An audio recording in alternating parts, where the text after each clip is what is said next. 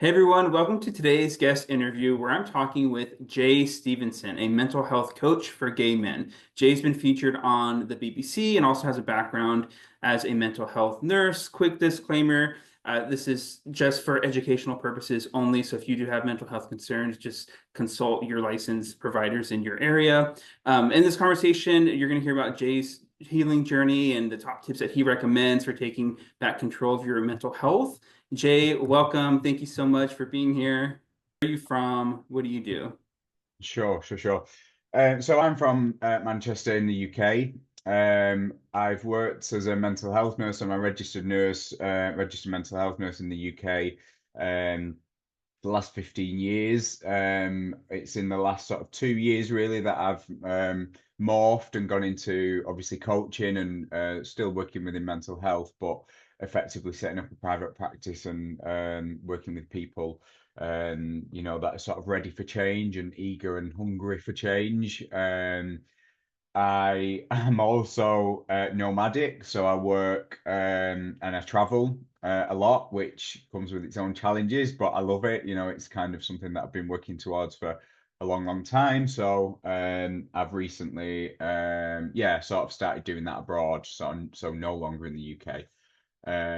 So yeah, that's in summary, in a nutshell. Yeah. That's Well, I think you have a really powerful story, Jay. Can you just tell us a little bit about like your mental health journey, your healing journey, maybe like what you've went through, how you started to kind of turn things around? I think people would be sure. really interested in that. Yeah, so I guess for me, certainly now, obviously having been, looking inwards and healing and struggling, and then obviously looking inwards and healing for the last sort of 15 years, I can look back now and see that it definitely dates back to childhood. There was a lot of things I think, I remember a really significant episode of anxiety around the age of 7, which at the time I had no idea what it was. And it was only really looking back during therapy as an adult that I realized that from that point, really, there was a sort of constant underlying level of anxiety that I guess is still there to some extent, and so sort of so constant and quite subtle that is difficult to notice. But up until 2010, I would have said I don't have any mental health issues. I didn't have any awareness that I didn't know much about it, actually, to be fair. 2010, obviously, I went back to uni to study mental health nursing. Before that, I'd worked as a bar and club manager on the gay scene for sort of 4 years. And obviously, as I say, so I went back to uni in 2010. And of course, then I started to open up and understand more about mental health. Even still at that point, I remember in 2011 speaking to a mentor on one of my nursing placements and, asking, do you think if somebody's going to have mental health difficulties, do you think you sort of know by this point? Is it, and she explained, no, this is what she told me about her own story basically. And even then, I thought, nah, it's not going to happen to me. I really genuinely sort of felt like that wasn't something that I was vulnerable to.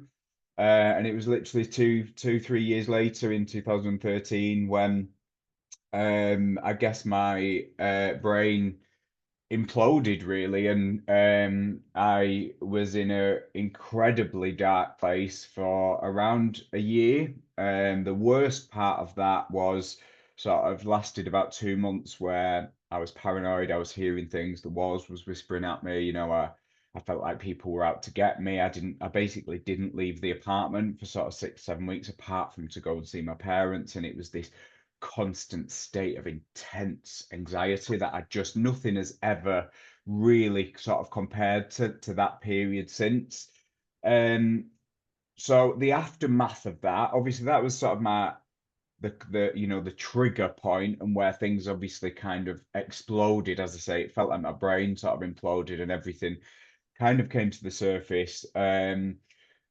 The aftermath of that, really, to be honest, I then spent sort of 9 years, 10 years, sort of firefighting my mental health. It felt like I was never really making any real progress. I was sort of constantly feeling vulnerable and like a victim to my mindsets and emotional states. And, I didn't know how I was going to feel or function from one day to the next. It was sort of periods of sort of feeling okay and getting through life and managing and trying to, during those periods when I was functioning, sort of trying to just push everything down and get on with it and make the most of those times of feeling okay.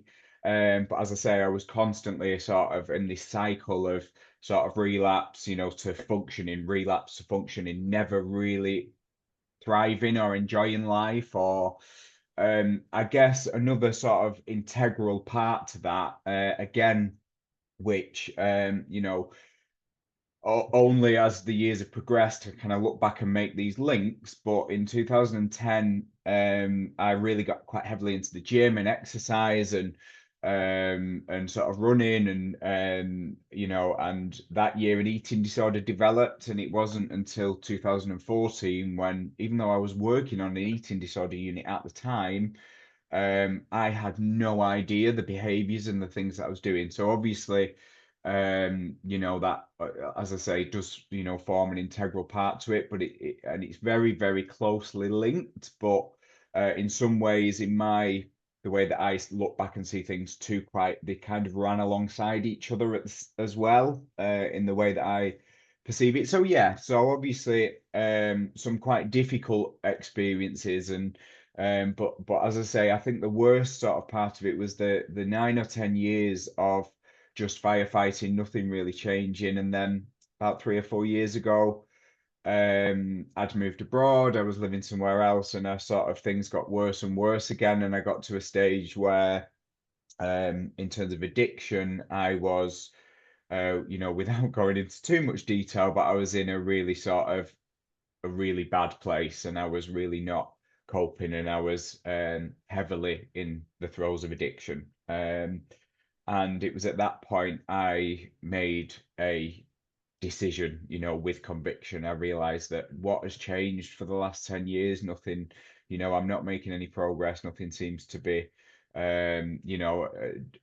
effectively, it wasn't that nothing was working. It was that I wasn't doing anything. I was just existing. So, yeah, I made a decision at that point to come back to the UK, and I spent then 2, 3 years sort of really looking inwards and doing a lot of inner work, journaling every day, learning to sit with emotions, learning to look at what was going on in my head and how that was manifesting in my life, and really sort of prioritizing myself, and yeah, sort of rewriting my story, I guess. And like I say, I've done a lot of healing, I've done a lot of looking back, but I've also, as part of that, I started to realize that, okay, I am powerful here, I am capable, I am able to change, and I am able to rewrite my story effectively. And so obviously, as a part of that, I started to get excited about it. And yeah, I've well and truly sort of transformed my life over this last few years. And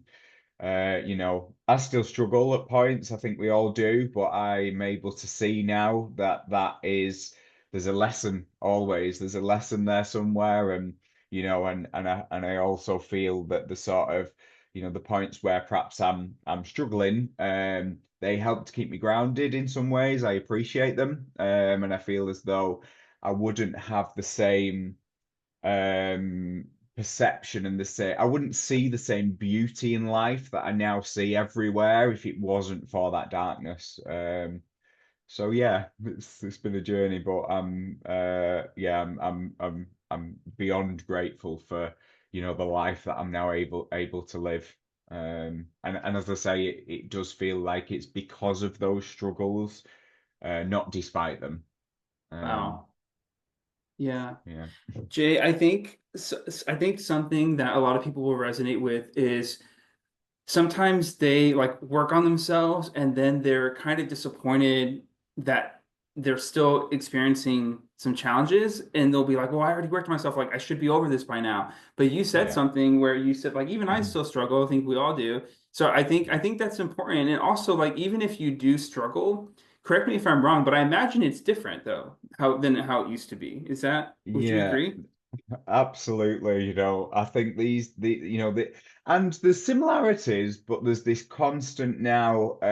So, obviously the struggles and the negative sort of cycles of thinking that I can still get into, when I Mhm. have a period of darkness, or, I have a relapse perhaps with food, or, I can still experience those same thoughts. However, there's this thing that runs through everything now that is always there. Sometimes I don't see it or I forget to look for it, but it is always there, and I can now sort of like flicking a switch in my head. I can now see that thing, and what that is for me is this deep inner knowing that I'm exactly where I'm meant to be.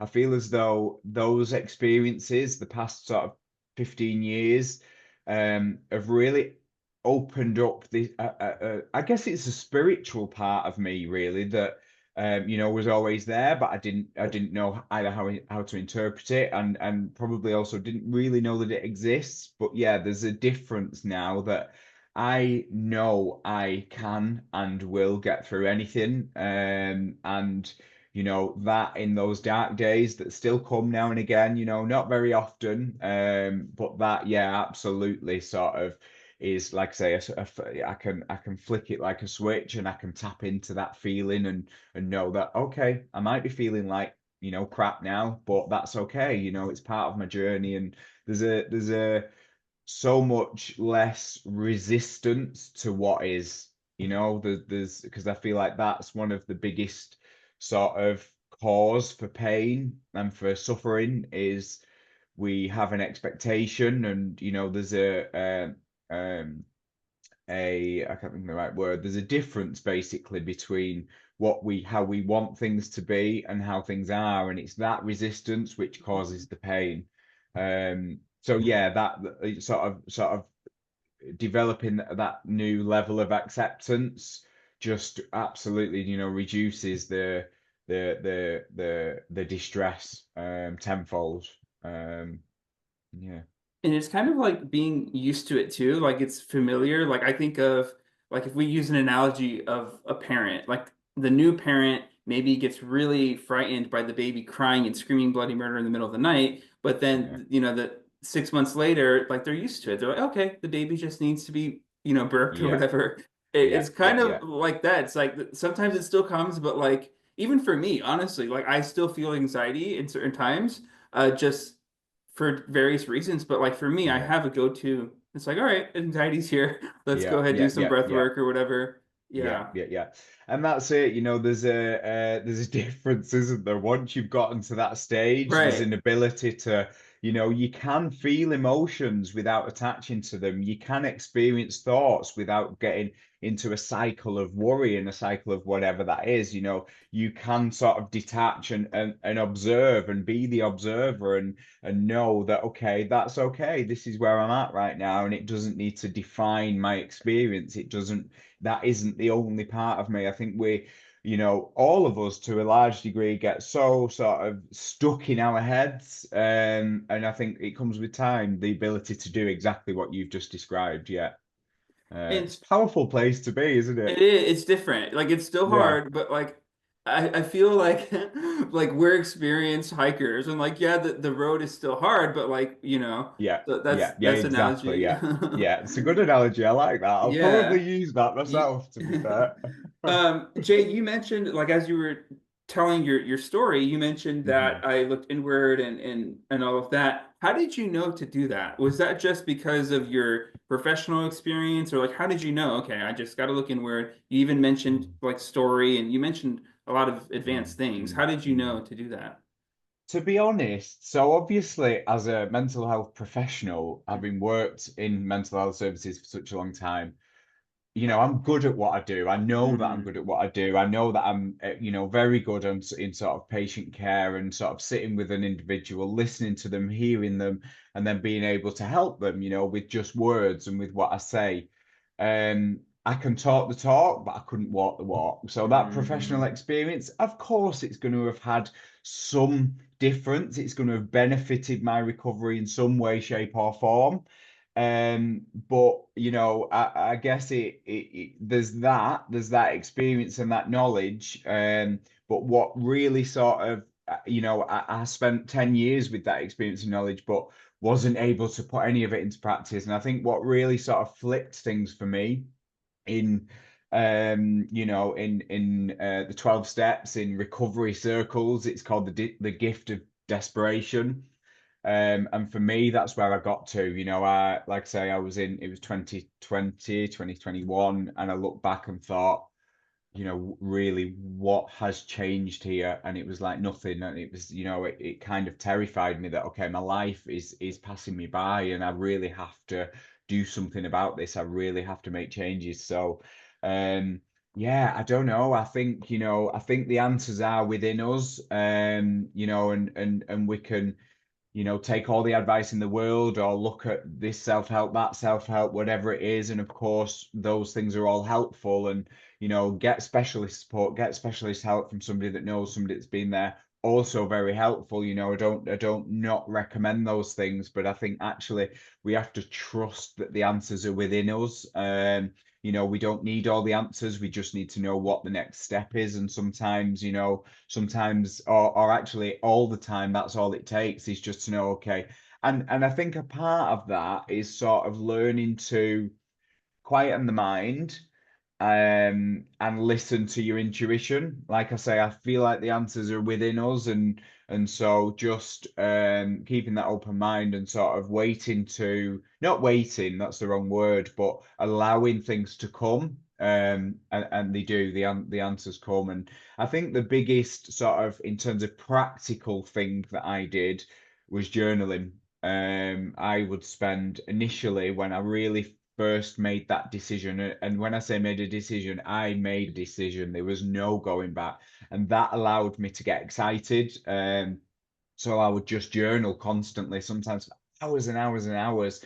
And I would journal sort of, I would just put out on paper whatever came to mind. And it was like I was having a conversation with myself, about whatever came up at that moment in time. And obviously I can now look back on those, and it's amazing. I can sort of see that journey. And so for me, yeah, if one takeaway thing, I would say journal in whatever form. It allows you to see things from a different perspective. And yeah, that was the number one sort of practical thing that I did to start at the start of that journey. And it sounds like too, Jay, that you basically like you just made a decision and like took ownership, it sounds like. Yeah, yeah, And with yeah, journaling, I do want to second that for those listening, because basically like everything is already in your head. And like yeah. even if you're aware of it or not, and it's already causing emotions, it's causing you to do certain things. Hmm. So like getting Hmm. it out on paper, just like I always tell people, Hmm. just like throw it up on paper so you can actually see Hmm. it. That's Hmm. really helpful. Yeah. Yeah. And it gives you power, you take your power back, because so like 99% of the time, and a huge portion of the population never deviate from this. We just live in this inner dialogue, in this inner world that obviously we've created, which is the human experience. But unless you do something like journaling, unless you in an intentional way step out of that, you're a victim to it, effectively. And so yeah, definitely it's incredibly powerful. So, Jay, what do you think are the top three mental health challenges that gay men are facing today? So I think the number one is addiction. Certainly Uh, my clients seem to, the key sort of issue, the most prominent issue is addiction. Eating disorders and body dysmorphia, and combined with a lack of self love, and and then depression and anxiety as a result of those things, and as a result of the gay experience. And obviously that does vary depending where you're from and all those different sort of variables and factors. But yeah, generally they are the sort of three top. If you want to, use sure. diagnoses, and they're the diagnoses that I see the most of. It's And interestingly, they're the three that I've had the biggest struggle yeah, with. yeah. I've had my fair share too with the Yeah, depression and anxiety. It's interesting because yeah. earlier, you mentioned that I think you said something like you didn't know you were dealing with anxiety, or at least early on. that was Hmm. like my experience too. I always had like a low hum of anxiety, and I've been a perfectionist my whole life essentially, and just Yeah. always it was always there, and I didn't realize until I had a really tough breakup, and then the anxiety freaking like came in full force, Okay. depression. Hmm. And I remember at one point I couldn't even go to my physics class like in the summer. Like that's how bad, like I Okay. had to take tests in a different room, and I went to therapy. But I bring that up because I didn't, this was maybe 2018, 2019. I didn't know what anxiety was, you Hmm. know? Hmm. So, Hmm. yeah, Yeah, yeah, interesting. yeah. It is. It really, really is. And I also, interestingly, very similarly as well, I remember I remember where I live. So this was nearly 2 decades ago now. But I remember a friend saying I'm struggling with anxiety, sort of 2006. And again, me also having no idea what it was. But, similar to you, it was the age of 6 or 7 when I first experienced a really strong one single night of anxiety that lasted months and months later. And it was, yeah, like say 2010 when I first actually knew the definition of it and realized, oh, wow, that's something that's been there constantly from childhood. Yeah, Um, yeah. And addiction is interesting too because again, I think it's a bit subtle, but mhm. I honestly think we're all addicted to something. Like Yeah, like, yeah. and I think at a certain point, it's just like healthier addictions. I don't know. I mean, this is just my opinion. Um, Yeah, I mean, I think, I like to term it into a sort of umbrella term of escapism. And escapism exactly. is something that we all do, and it can be healthy. It can be healthy. It can and I guess what we have to do is figure out where we fit within that. And obviously there's healthier forms of escapism. But there's more destructive forms and I guess the key here is what meaning do we attach as individuals to whatever that behavior or that thing is.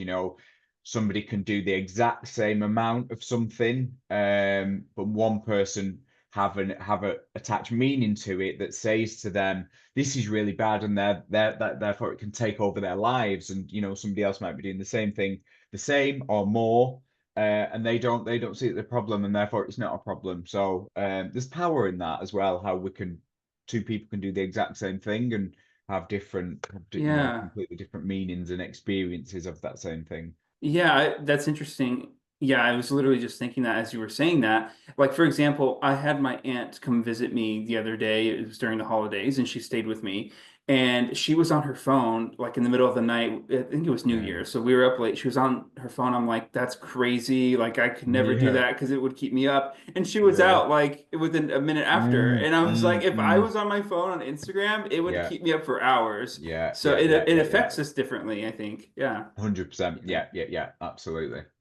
Jay, why do you think some of the challenges that you mentioned, and I understand this is a really deep question, but like addiction, depression, anxiety, like why do you think some of these things are common for gay men, and like where do you think they come from, if you had a guess?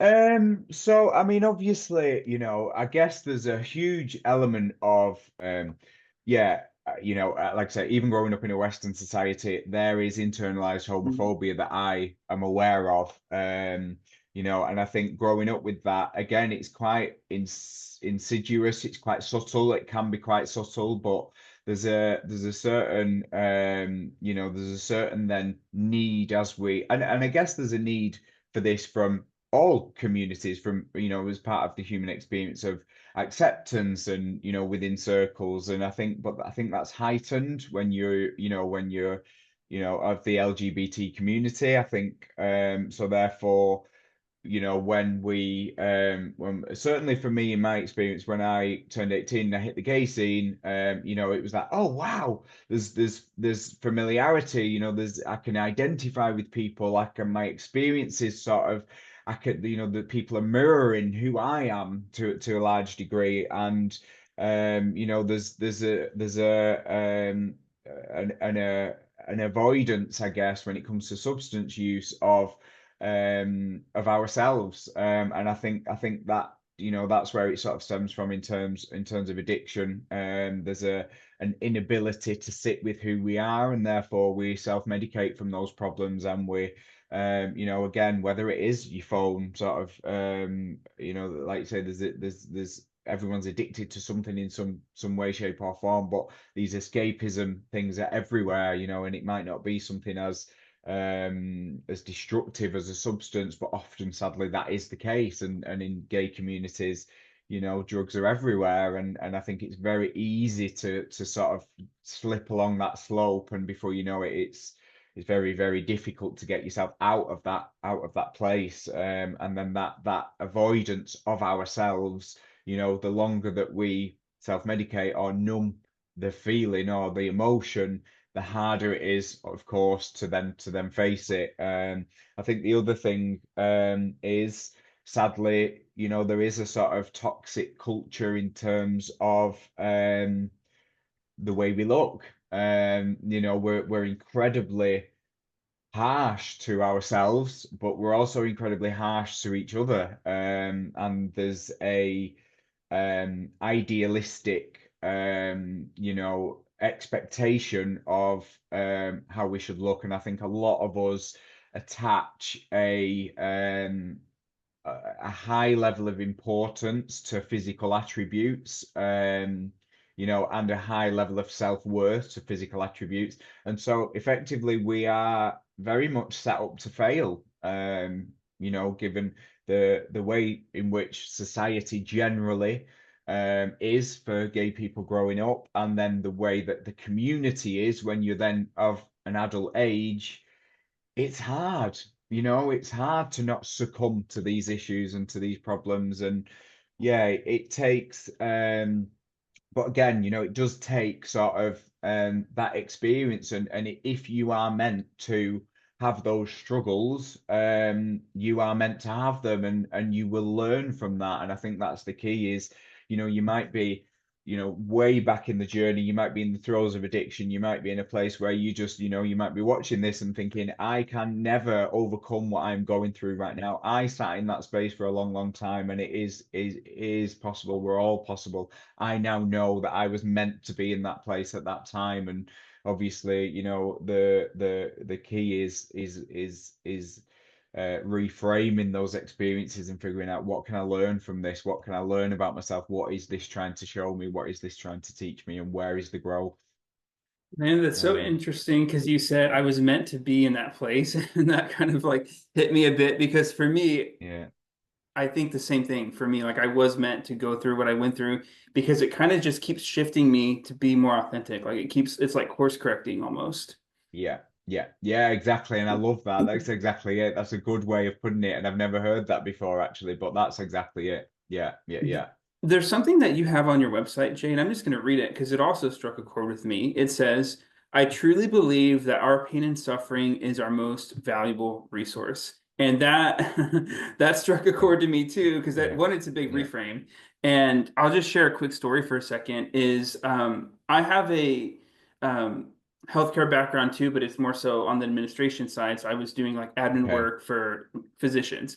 And I was living in the Bay Area at the time in California, and life was good, all of that, but I wasn't happy. I Yeah, was, depressed in some ways, and I didn't love what I was doing. And I remember one day I was driving over a bridge. It was really pretty. There's water, and I'm listening to Demi Lovato, and I start crying because I knew I wasn't happy. So then I yeah. took a life purpose course, it's super like long, 25 hours over several days, and I realized what my life purpose is. And I always hesitate to share it with people because people will think of it differently. But I realize that my quote unquote life purpose is to help relieve suffering. And that's just Mhm. because, like, I have a lot of intimate experience with suffering. I know what that's like. And I wanted to help. Like, I remember, like, I don't know how it was for you, but for me, it was obviously very painful. And like the self starts to turn on itself. And I did not like that. Mhm. Mhm. And I didn't want people to feel that way. Um, Mhm. Yeah, so yeah, I realized that it is a super valuable resource for me too, and it yeah, definitely struck a yeah, chord to me when I yeah. read that. Yeah, absolutely. And you know, again, sort of those experiences, I now look back with nothing but gratitude. And I think never in a million years, even obviously I was a nurse, and I sort of, I guess, I knew to a certain degree that I would move on from nursing around this point in life and work with people in a more with people that are more sort of ready and hungry Mm. and able for change. So I knew, in a vague idea, but never in a million years would I have thought in those darkest days in 2013 that I would ever look back and say, wow, I'm so grateful for that. So I feel emotional saying that out loud because, honestly, I just never in a million years would you think that. And yeah, and I could not be more grateful. I know, as I say, that that was meant to happen. And actually, if those experiences, if I hadn't been through those things, I would probably just be sort of skirting through life, not truly enjoying, not truly looking for opportunities, and so yeah, absolutely, it really is about what we do with our experiences, not, becoming them. For those listening, Jay, that are like Andrew and Jay, like I'm not at the point where I'm grateful for this just yet. Let's give them some tools. What are like three things that gay men can do to improve their mental health? Yeah, so I think firstly accepting wherever you're at one time. There's again a sort of power in honoring your own sort of mental state and your own emotional state at any one point in time. As I said before, we don't have to know or have all of the answers. We just have to sort of take the next step and do what we can to grow from wherever it is that we're at. I think another key thing I would say would be, as I said before, sort of journaling and learning how to, and again, it comes with time, but being able to sit with emotion and sort of sit with thoughts without being consumed by them, learning to face ourselves and I think the third and the most sort of key thing for me, and this really does come with time, and I think we can all sort of, to an extent, intellectually understand this, but and for a long time I felt, I get that, but I just couldn't ever understand how to put it into practice, is recognizing the power of choice that we've got in every single moment. Often were unable to exercise that power. And especially when you're in the darkest sort of points of your journey, you're definitely not going to be able to, and that's okay. But knowing that that choice is still there, and then each opportunity, even if it's something tiny, it might be you're doing something, an avoidance or addictive behavior or whatever that, and you remember this moment maybe, and you think, I do have a choice here, and you decide, okay, I'm going to stop what I'm doing that little bit earlier or whatever it is. Those tiny small decisions where you teach the illness, you teach those negative, old sort of illness driven behaviors and thinking patterns, you teach it gradually that you are the one in control, and the momentum builds, and sort of before you know it, you start to do those things easily and naturally. And yeah, so for me, that's the key thing. It's That the third one for a reason, because it's the most difficult. Yeah, that's super smart, and I love.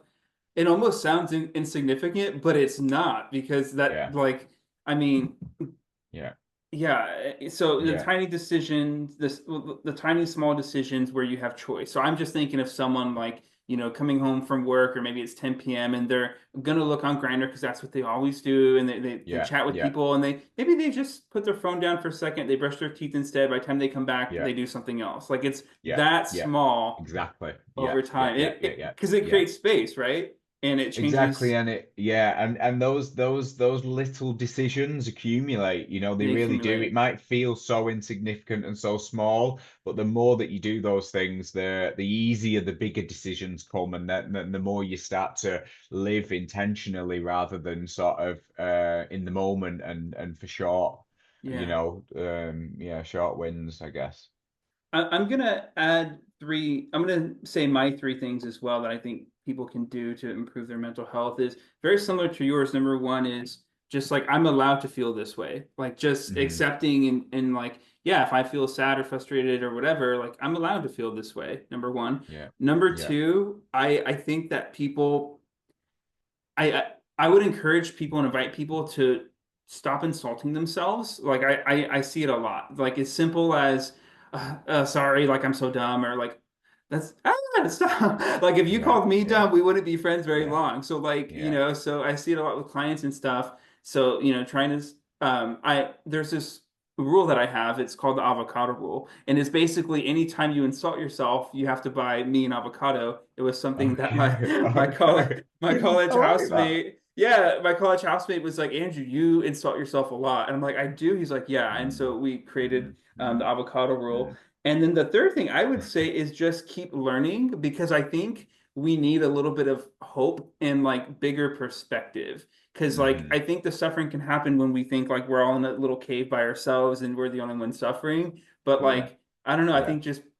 I think if we can get to a place where we understand why the suffering is happening, that actually is very hopeful Yeah. too, in Yeah, my yeah, opinion. absolutely. Yeah, yeah, yeah, definitely. And that on just on that last point you made there, I think that is very key, is learning to zoom out and realize how, how insignificant we are, but Hmm. how significant we are at the same time, if that makes any sense. There's so much more going on. Hmm. And we feel so, we're so zoomed in a lot of the time. So yeah, being able to step out of that and into a space of a wider awareness is yeah, is key. And also, like for me, I'll just share briefly. I started to understand like why I suffer, and it's basically just in a nutshell, like it's very hard to distinguish between like what is real and what's not in terms of your thoughts. And Yeah. so like your brain literally cannot tell very easily, and that Mm. already is like, okay, that's why I suffer because I think that's Yeah. real and but it's not. Yeah. Um, Yeah. Yeah, there's lessons in everything, isn't there? And we don't, it's usually in hindsight we look back and mhm. realize, oh, that's what that taught me, that's why that happened, and that's why, this experience, happened to me, and et cetera, et cetera. We can't see it at the time, and yeah, that happens as we evolve and as we grow. We can look back and recognize the lessons that were there. Um, Is there yeah. anything else, Jay, you want our audience to know that we didn't have a chance to talk on? I guess we've covered a lot, and I suppose the key thing I think for is honoring wherever you're at right now. Mm. We've sort of said that already, but I think that's really really important. Is understanding that you don't have to have all the answers. You might be in a really sort of dark place at the moment, and that's okay. And we don't need to be judgment. We don't need to judge that and find meaning in everything. Just know that there is a different sort of path in front of you, and as things are meant to happen for you, they will happen. Yeah. You know what's interesting? You just made me think of like honoring where you are. I agree with that. And one thing I'll just share briefly, for me, that made it a little bit easier is like understanding the hero's journey. And that's just another example of like understanding big picture and knowing where you are in that Yeah. journey. And then for Yeah. me, I like watching movies because a lot of times movies outline that theme and I can like resonate with it, whether it's like Harry Potter, Maze Runner, Spider-Man, like so yeah, I'll just second your Yeah. point too. Yeah. Yeah. Yeah. Yeah. It makes sense. I like that. Yeah. Yeah. Yeah. Definitely. Jay, for those listening and they want your support, can you just share like what resources you have for people, whether it's free resources, coaching, that kind of thing? Yeah, sure. So, I've got an ebook on my website, which it is very condensed, so it's not something that's going to take ages to read. But they're my sort of ki ki 10 key tips, and basically, I spent sort of 2 or 3 years really deeply looking inwards, and I did all of that on my own. So, you don't need to spend 2 or 3 years. You don't need to do it in the way that I did.